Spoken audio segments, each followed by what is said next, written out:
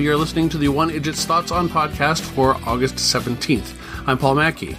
I'm not sure when you're listening to this. Obviously, I never know when you're listening to this, but especially at the moment. Archive.org is having one of its hiccups, and it is where my episodes are hosted for the RSS feed. This cropped up shortly before I was recording for the August 16th episode. They sent out a message yesterday evening saying they were dealing with a power outage, but there have been continuing issues beyond the time period one might expect a power outage to last.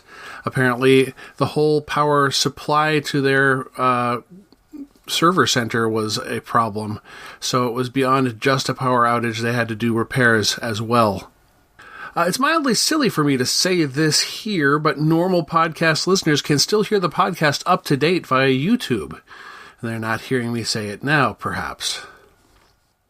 Most of the time, the YouTube feed is just the audio with a static graphic, not as elaborate as Nick Spencer's feed, but it's there on time. Well, let's look at the product trivia from the last episode. What 1983 computer disk product released by Iomega used aerodynamic principles to create disk media far less likely to crash than its contemporaneous counterparts? The Bernoulli box is the answer, or simply Bernoulli. I know when my Physics 101 course mentioned aerodynamic principles and Mr. Bernoulli, I said to myself, oh, like the computer drive. Basically, the drive media was brought in contact with the drive head by being pulled toward it via airflow. If the drive was to lose power, the media would return to its neutral position away from the drive head rather than a regular drive, where the head might crash against the disk in a similar failure situation. The media had the capacity of a hard drive, but was removable. In 1985, the Bernoulli box was at least double and sometimes triple the price of an internal hard drive. And the second question was, what office product was invented in the kitchen of Betty Nesmith Graham, mother of Monkees guitarist Mike Nesmith? It was not a mistake, but it could help you fix one. The answer for that is liquid paper. It's up to you if you want to take yourself a half point for whiteout or generically calling it correction fluid, but the product developed in that kitchen specifically was liquid paper. Mike Nesmith eventually had his own production studio, which he initially self-financed, but when his mother sold the rights to liquid paper shortly before her passing in the early 80s, he inherited a substantial sum, which he used to finance works from then on. So now let's look at some other questions.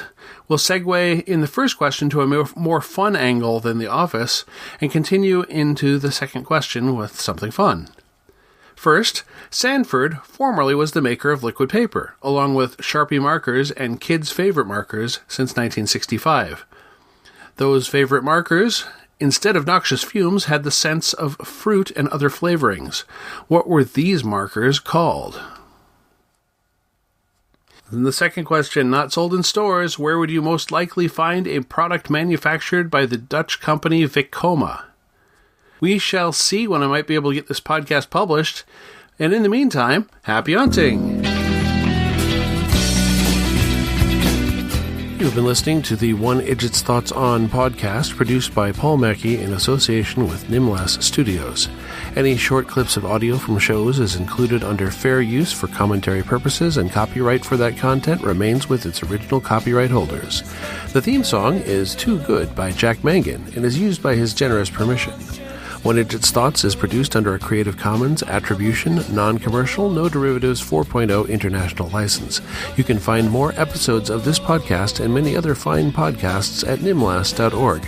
You can contact me by emailing idjitcastpodcast@gmail.com or commenting on episodes at nimlas.org.